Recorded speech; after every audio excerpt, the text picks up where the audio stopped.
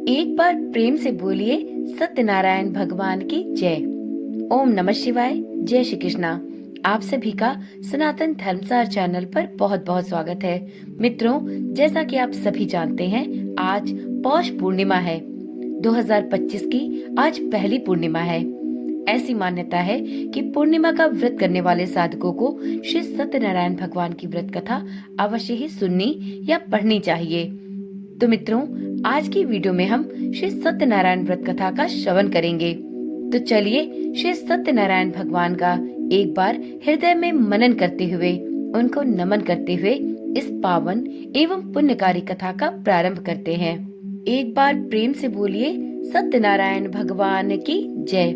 सुनते हैं प्रथम अध्याय। पावन तीर्थ स्थल नैमिषारण्य में किसी समय एकत्र हुए आर्यावर्त के 88,000 महर्षियों ने मुनि श्रेष्ठ श्री सूत जी से कहा, हे मुनि श्रेष्ठ, कलयुग में मनुष्य वेद विधान और धर्म विरुद्ध आचरण करते हुए पापों की गठरी के बोझ तले दबता जा रहा है। अतः हे मुनि श्रेष्ठ, मनुष्य के कल्याण हेतु ऐसा कोई उपाय बताइए जिससे मनुष्य को पुण्य लाभ हो सके तथा उसके जीवन की मंगल कामनाएं पूर्ण हो सके। तब श्री सूत जी ने कहा, हे ऋषियों, आपने विश्व कल्याण के लिए बहुत अच्छा प्रश्न किया है। अब मैं उस मंगलकारी व्रत का वर्णन करूंगा जिसके संबंध में एक बार ब्रह्म ऋषि नारद जी ने भी भगवान लक्ष्मी नारायण से पूछा था और उन्होंने नारद जी से जो कथा कही थी, आप भी उसे चिंता मुक्त होकर सुने। एक बार ब्रह्मर्षि नारद जी मानव कल्याण की इच्छा से विभिन्न लोकों का भ्रमण करते हुए पृथ्वी लोक में पहुँचे। वहाँ अपने अपने कर्मों के अनुसार लोगों को दुखों से पीड़ित देखकर नारद जी बहुत व्यथित हुए और मन में विचार करने लगे कि इन सभी प्राणियों के दुख का निवारण कैसे होगा। जब वह कोई उपाय न सोच सके तो तीनों लोकों के स्वामी श्री विष्णु भगवान के सामने उपस्थित हुए। वहाँ नारद जी ने श्वेत वर्ण और 4 भुजाओं वाले शंख, चक्र, गदा और पद्म से सुसज्जित देवों के ईश विष्णु भगवान की स्तुति करते हुए कहा, हे नारायण, आप सर्वशक्तिमान एवं सृष्टि के पालन करता है। मनुष्य का मन और वाणी भी आपके गुणों का वर्णन नहीं कर सकते। आप सर्वश्रेष्ठ और सर्वोपरि हैं। आपका कोई आदि, मध्य और अंत नहीं है। आप सृष्टि के कण कण में विद्यमान हैं और अपने भक्तों की मंगल कामनाएं पूर्ण करने वाले हैं। मैं आपको नमस्कार करता हूँ। नारद जी की इस प्रकार की स्तुति सुनकर विष्णु भगवान मुस्कुराते हुए बोले, हे मुनिवर, कृपया निसंकोच होकर अपने आने का प्रयोजन बताइए। तब नारद जी ने कहा, भगवान, पृथ्वीलोक पर जन्म लेने वाले मानव अपने अपने कर्मों के अनुसार विभिन्न योनियों में रहते हुए अनेक दुखों से पीड़ित हो रहे हैं। हे त्रिलोकीनाथ, मुझ पर कृपा करते हुए कोई ऐसा उपाय बताइए जिससे उनका दुख नष्ट हो सके और वह सुख संपत्ति का भोग करते हुए मोक्ष को प्राप्त करे। सृष्टि के पालनहार विष्णु भगवान ने कहा, हे नारद, अब मैं ऐसे व्रत का वर्णन करने जा रहा हूँ जिसे करने से विश्व के सभी स्त्री पुरुषों को पापों से मुक्ति मिलेगी। निर्धनता नष्ट होने से मनुष्य सुख संपत्ति के समुद्र में तैरता हुआ आनंद पूर्वक अपना जीवन यापन करेगा। श्री सत्यनारायण भगवान के इस व्रत को करने से उसकी सभी मंगल कामनाएं पूर्ण होंगी। कलयुग में मोक्ष प्राप्ति का यही एकमात्र उपाय है। नारद जी ने जब व्रत हेतु विधि विधान की जानकारी चाही तो श्री नारायण बोले, मन, वचन और कर्म से शुद्ध होकर मनुष्य भक्ति एवं श्रद्धा भाव से किसी भी दिन यह व्रत कर सकता है। नैवेद्य आदि भक्ति भाव से अर्पित कर ब्राह्मणों को भोजन कराएं एवं दक्षिणा दें। इस प्रकार श्री सत्यनारायण की आराधना करने से सभी कष्टों से मुक्ति पाकर वह धन संपन्न एवं सुखी होकर आनंद पूर्वक जीवन व्यतीत करता है। श्री सत्यनारायण व्रत कथा का प्रथम अध्याय संपूर्ण हुआ। तो एक बार प्रेम से बोलिए श्री सत्यनारायण भगवान की जय। अब सुनते हैं द्वितीय अध्याय। श्री सूत जी बोले, हे ऋषि मुनियों, अब मैं आप सबको उस निर्धन ब्राह्मण की कथा सुना रहा हूँ जिसने श्री सत्यनारायण भगवान का सबसे पहले व्रत किया था। श्री सत्यनारायण भगवान का व्रत करने से उस ब्राह्मण की निर्धनता दूर होने के साथ साथ उसके सभी कष्टों का निवारण हुआ था। प्राचीन समय में वह निर्धन ब्राह्मण देवों की प्रिय नगरी काशी में रहता था। भिक्षा मांगकर वह किसी तरह अपना जीवन यापन कर रहा था। ब्राह्मण की दुर्दशा देखकर ब्राह्मणों से प्रेम करने वाले श्री सत्यनारायण भगवान ने एक दिन बूढ़े व्यक्ति का रूप परिवर्तित कर उसके पास जाकर बहुत ही आदर से पूछा, हे ब्राह्मण देवता, तुम इस तरह घर घर जाकर भिक्षा मांगकर अनेक कष्टों को सहन करते हुए कैसे जीवन यापन कर रहे हो? दरिद्र ब्राह्मण ने कहा, हे मित्र, आय का कोई साधन न होने के कारण मैं भिक्षा मांगकर अपना जीवन यापन कर रहा हूँ। यदि तुम मेरी निर्धनता दूर करने का कोई उपाय जानते हो तो मुझे अवश्य बताओ। निर्धन ब्राह्मण की बात सुनकर बूढ़े व्यक्ति ने कहा, हे मित्र, श्री सत्यनारायण भगवान का व्रत करने से सभी कष्टों का निवारण हो जाएगा। श्री सत्यनारायण भगवान की पूजा आराधना करने से तुम्हारी सभी मनोकामनाएं पूर्ण होंगी और तुम्हारे घर में धन संपत्ति की वर्षा होगी। ब्राह्मण को व्रत करने की विधि बताकर सत्यनारायण भगवान वहां से आगे की ओर चल दिए और कुछ दूर चलकर अंतर ध्यान हो गए। निर्धन ब्राह्मण ने बूढ़े व्यक्ति द्वारा बताए गए व्रत को अब करने का निश्चय किया। उस रात उसे नींद नहीं आई। वह व्रत करने के बारे में ही सोचता रहा और रात भर श्री सत्यनारायण भगवान का स्मरण करता रहा। प्रातः उठकर श्री सत्यनारायण भगवान का व्रत रखने का निश्चय करता हुआ निर्धन ब्राह्मण भिक्षा मांगने के लिए निकल पड़ा। उस दिन ब्राह्मण को भिक्षा में बहुत धन मिला। घर लौटकर उसने अपने आसपास के लोगों के साथ श्री सत्यनारायण भगवान की पूजा करने एवं उन्हें व्रत कथा सुनाने के बाद सभी को प्रसाद देकर स्वयं भी प्रसाद ग्रहण किया। कुछ ही दिनों में ब्राह्मण की निर्धनता दूर हो गई। उसके घर में धन धान्य की वर्षा होने लगी। अब ब्राह्मण ने हर महीने श्री सत्यनारायण व्रत करने का निश्चय कर लिया। हे श्रेष्ठ मुनियों, अब मैं आपको उन लोगों की कथा सुनाता हूँ जिन्होंने उस ब्राह्मण से श्री सत्यनारायण भगवान की व्रत कथा सुनकर यह व्रत किया और उनके कष्ट दूर हुए। धन संपत्ति से संपन्न उस ब्राह्मण ने प्रत्येक माह नियमित रूप से व्रत करते हुए जब अगले माह श्री सत्यनारायण भगवान का व्रत किया तो उस व्रत में बहुत से बंधु बांधव और मित्र भी सम्मिलित हुए। उसी समय जंगल से लकड़ियां काटकर लाने वाला एक बूढ़ा लकड़हारा वहां से गुजरा। उसे बहुत तीव्र प्यास लग रही थी, अतः जल पीने की इच्छा से बूढ़े लकड़हारे ने लकड़ियों के गट्ठर को जमीन पर रखा और घर के आंगन में पहुंचकर उस ब्राह्मण से पूछा, हे ब्राह्मण देवता, आप किसका पूजन कर रहे हैं? इस व्रत के करने से क्या लाभ होता है? कृपा करके मुझे बताइए। बूढ़े लकड़हारे की बातें सुनकर उस ब्राह्मण ने कहा, मैं अपने बंधु बांधवों और परिचितों के साथ श्री सत्यनारायण भगवान की पूजा कर रहा हूँ। इस व्रत को करने से श्री सत्यनारायण भगवान की अनुकंपा से निर्धनता नष्ट होती है और संसार के दुखों से मुक्ति मिलती है। ब्राह्मण से श्री सत्यनारायण भगवान के व्रत का वर्णन सुनकर बूढ़ा लकड़हारा बहुत प्रसन्न हुआ और मन ही मन श्री सत्यनारायण भगवान का व्रत करने का अब निश्चय किया। चलते हुए लकड़हारे ने अपने मन में सोचा, आज लकड़ियां बेचने से जो धन मिलेगा उस धन से मैं भी श्री सत्यनारायण भगवान की पूजा करूंगा। ऐसा विचार करने से उस दिन लकड़हारे को लकड़ियों के अधिक रुपए मिले। लकड़हारे ने उस रुपए से केले, घी, दूध, दही और गेहूं का आटा तथा शक्कर खरीदा। घर लौटकर लकड़हारे ने देवों की प्रिय काशी नगरी में श्री सत्यनारायण भगवान की पूजा की। उस पूजा में उसके परिवार के एवं आसपास के लोग भी सम्मिलित हुए। श्री सत्यनारायण भगवान की पूजा और व्रत कथा सुनने के बाद लकड़हारे ने प्रसाद बांटकर स्वयं भी प्रसाद ग्रहण किया। श्री सत्यनारायण भगवान की अनुकंपा से लकड़हारे के घर में धन धान्य की वर्षा होने लगी।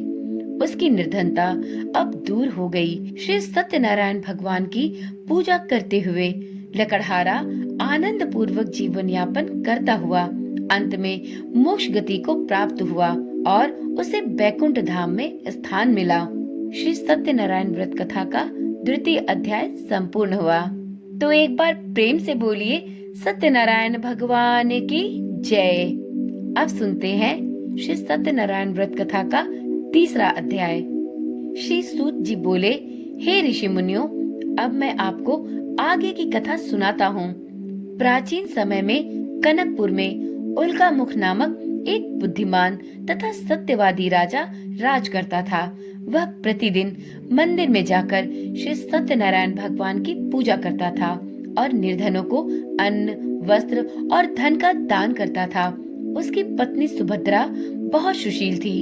वे दोनों हर महीने श्री सत्यनारायण भगवान का व्रत करते थे। श्री सत्यनारायण की अनुकंपा से उनके महल में धन संपत्ति के भंडार भरे हुए थे। उनकी संपूर्ण प्रजा बहुत ही आनंद से जीवन यापन कर रही थी।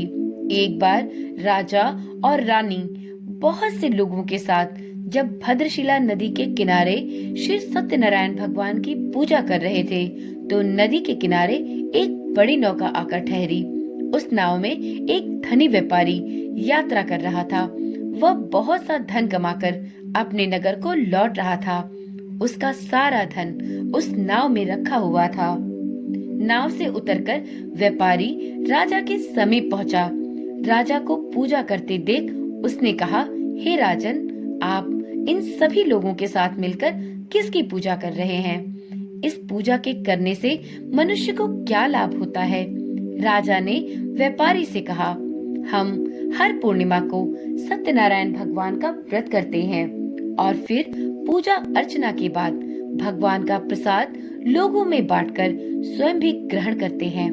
श्री सत्यनारायण भगवान की पूजा से निसंतान को संतान की प्राप्ति होती है, दुखियों के दुख दूर होते हैं।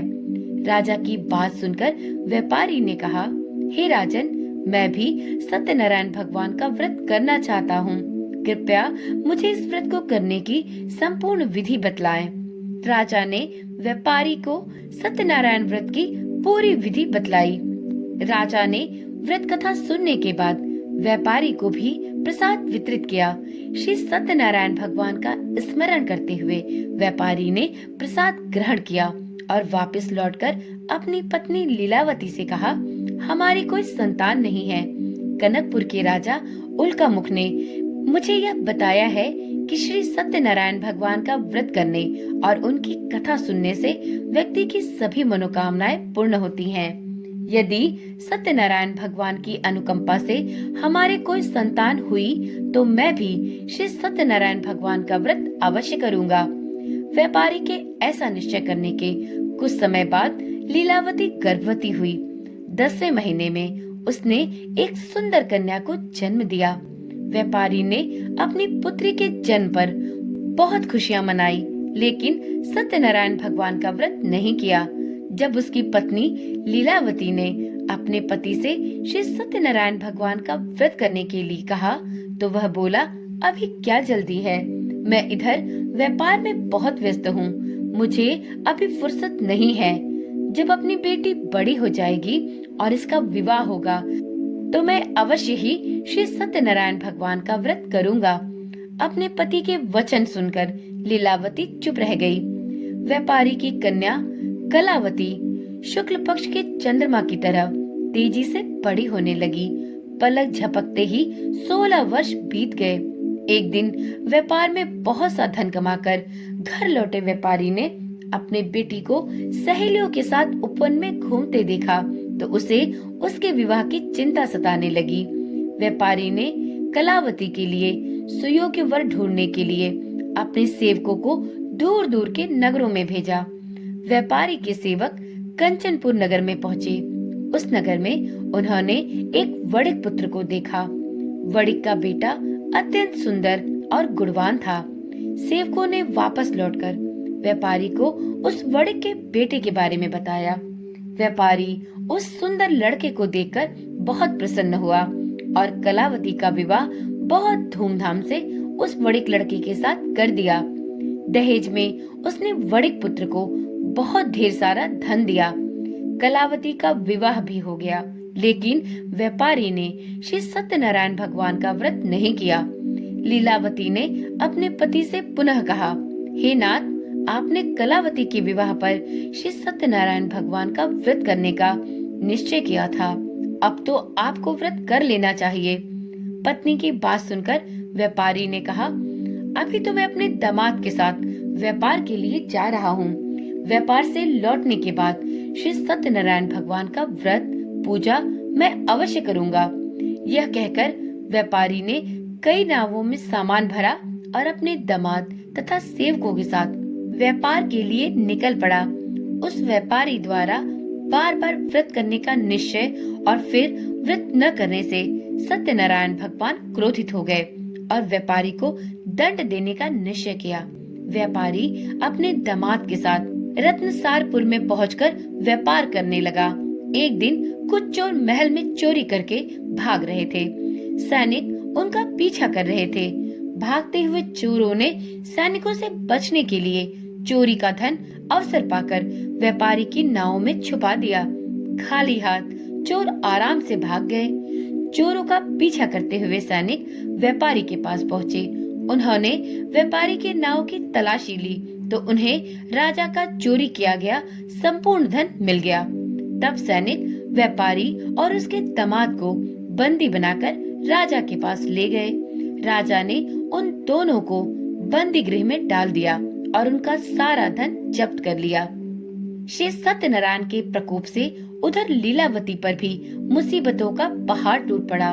उसके घर में चोरी हो गई और चोर सारा धन चुरा कर ले गए। घर में खाने के लिए अन्न भी नहीं बचा। भूख प्यास से व्याकुल होकर व्यापारी की बेटी कलावती एक ब्राह्मण के घर गई। उस ब्राह्मण के घर में श्री सत्यनारायण भगवान की व्रत कथा हो रही थी। उसने भी वहां बैठकर व्रत कथा सुनी और प्रसाद लेकर घर आई। घर आकर कलावती ने अपनी माँ लीलावती को संपूर्ण बातें बतलाई। कलावती से श्री सत्यनारायण भगवान की व्रत कथा की बात सुनकर लीलावती ने भी व्रत करने का निश्चय किया। अगले दिन लीलावती ने अपने परिवार और आसपास के लोगों के साथ श्री सत्यनारायण भगवान की पूजा की। पूजा के बाद सबको प्रसाद वितरित किया और स्वयं भी प्रसाद ग्रहण किया। लीलावती ने अपने पति और दामाद के घर लौट आने की मनोकामना से श्री सत्यनारायण भगवान का व्रत किया था। लीलावती के विधि पूर्वक व्रत करने और प्रसाद ग्रहण करने से श्री सत्यनारायण भगवान ने प्रसन्न होकर उसकी सभी मनोकामनाएं पूर्ण की। उन्होंने राजा चंद्रकेतु को स्वप्न में दर्शन देकर कहा, हे राजन, व्यापारी और उसका दामाद बिल्कुल निर्दोष हैं। सुबह उठते ही दोनों को मुक्त कर दो। उन दोनों का सारा धन भी वापस लौटा दो। यदि तुमने ऐसा नहीं किया तो मैं तुम्हारा सारा वैभव नष्ट कर दूंगा। इतना कहकर श्री सत्यनारायण भगवान अंतर ध्यान हो गए। प्रातः होते ही राजा चंद्रकेतु ने अपने मंत्रियों और राज ज्योतिषों को रात के स्वप्न की बात बताई तो सबने व्यापारी और उसके दामाद को छोड़ देने के लिए कहा। राजा चंद्रकेतु ने तुरंत उस व्यापारी और उसके दामाद को छोड़ दिया। उनका सारा धन भी उन्हें वापस कर दिया। इस प्रकार श्री सत्यनारायण भगवान की अनुकंपा से व्यापारी और उसका दामाद दोनों ही प्रसन्नता पूर्वक अपने नगर की ओर चल दिए। श्री सत्यनारायण भगवान व्रत कथा का तीसरा अध्याय संपूर्ण हुआ। तो एक बार प्रेम से बोलिए श्री सत्यनारायण भगवान की जय। अब सुनते हैं श्री सत्यनारायण व्रत कथा का चौथा अध्याय। सूत जी बोले, उस व्यापारी ने अपने दामाद के साथ शुभ मुहूर्त में नाव द्वारा रत्नसारपुर से प्रस्थान किया। लंबी यात्रा करने के बाद व्यापारी ने एक नगर के किनारे अपने नाव को रोककर भोजन किया और फिर दोनों विश्राम करने लगे। तभी श्री सत्यनारायण भगवान साधु के रूप में व्यापारी के पास पहुँचे और पूछा, हे वड़िक, तेरी नाव में क्या सामान लदा हुआ है। व्यापारी ने मन ही मन सोचा, दंडी साधु अवश्य ही कुछ मांगने की इच्छा से मेरे सामान के बारे में पूछ रहे हैं। यह सोचकर व्यापारी ने झूठ बोला, हे दंडी स्वामी, मेरी नाव में तो बेल और पत्र भरे हुए हैं। व्यापारी के झूठे वचन सुनकर श्री सत्यनारायण भगवान ने क्रोधित होते हुए कहा, हे वैश्य, जो तुमने कहा है वही सत्य होगा।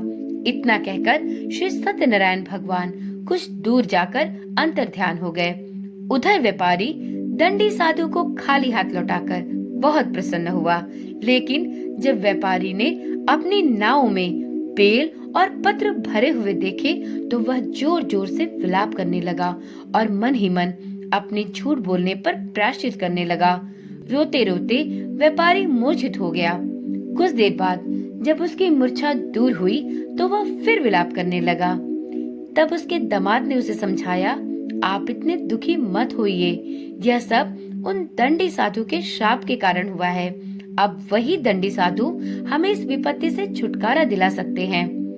दामाद के वचन सुनकर व्यापारी दंडी साधु की तलाश में चल दिया। कुछ देर ढूंढने पर उसे एक वृक्ष के नीचे दंडी साधु के रूप में श्री सत्यनारायण भगवान मिल गए।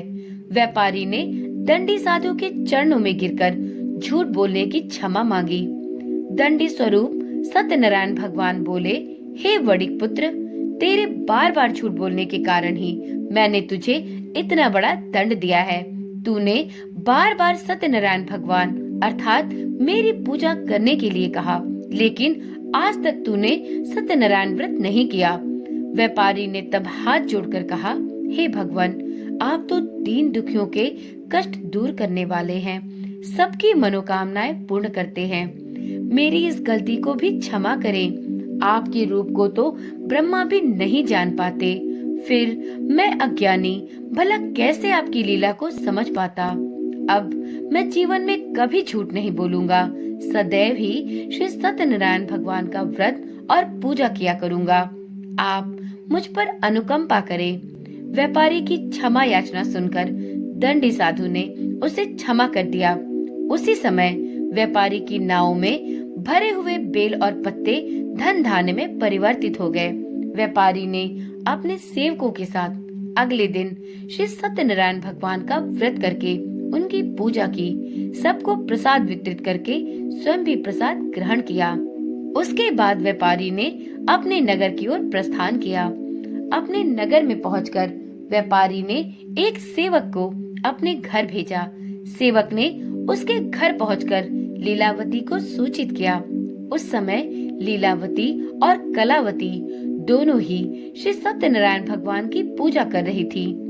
पति और दामाद के लौट आने का समाचार सुनकर लीलावती ने पूजा पूरी करके प्रसाद ग्रहण करने के बाद कलावती से कहा, बेटी, मैं नदी किनारे जा रही हूँ, तू घर का काम पूरा करके आना।